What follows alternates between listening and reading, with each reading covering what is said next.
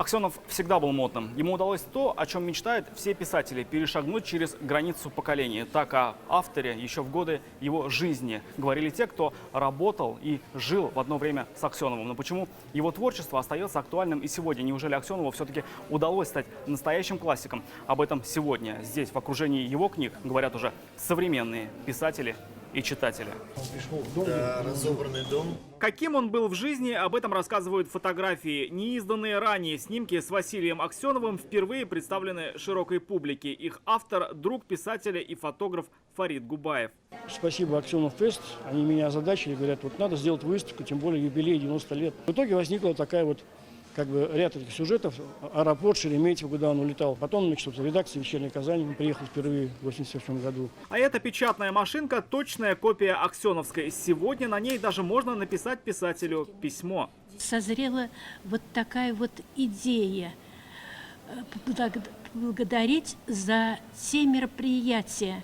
Аксенов – один из немногих, кого с самого начала называли городским писателем или знатоком городского быта, что, впрочем, не помешало ему почти сразу обрести всенародную любовь. Он никогда не критиковал, он даже сказал, в стране менялись цвета знамен, он принимал любой этап страны, не критикуя. Даже туда, когда уехал. Через его творчество можно понять эпоху.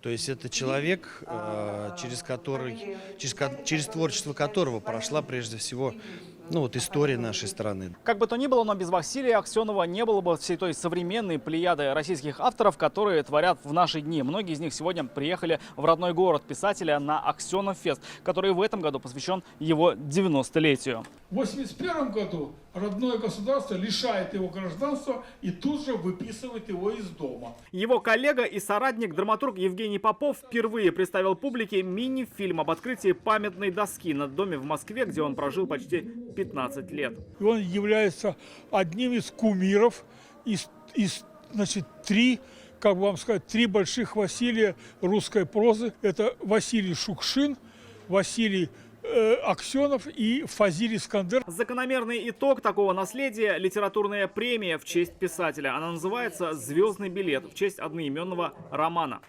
О какой хорошей книге знают слишком мало людей. Сегодня на Аксенов Фесте с читателями встретился ее самый первый лауреат. Признается, стоило ее получить, и жизнь начала меняться. Не знаю, связано это, не связано. Как-то просто событийно пошли какие-то ускорения. Книги издаваться, фильмы сниматься. Хотя все планировалось и до «Звездного билета». Аксенов Фест – это встреча с писателями, презентации книг и творческие вечера. Уже сегодня состоится вручение премии «Звездный билет» этого года, а завтра – литературно-музыкальный вечер в парке «Черное озеро». Человек не может быть полностью счастливым, потому что он должен идти вперед. Эти слова в далеком 59-м написал сам Василий Аксенов в повести «Коллеги», посвященной будням советской молодежи. Так может быть, поэтому он и остается актуальным, потому что мог писать о вечном. Ответы на эти вопросы спустя 90 лет со дня рождения писателя ищут уже современные читатели.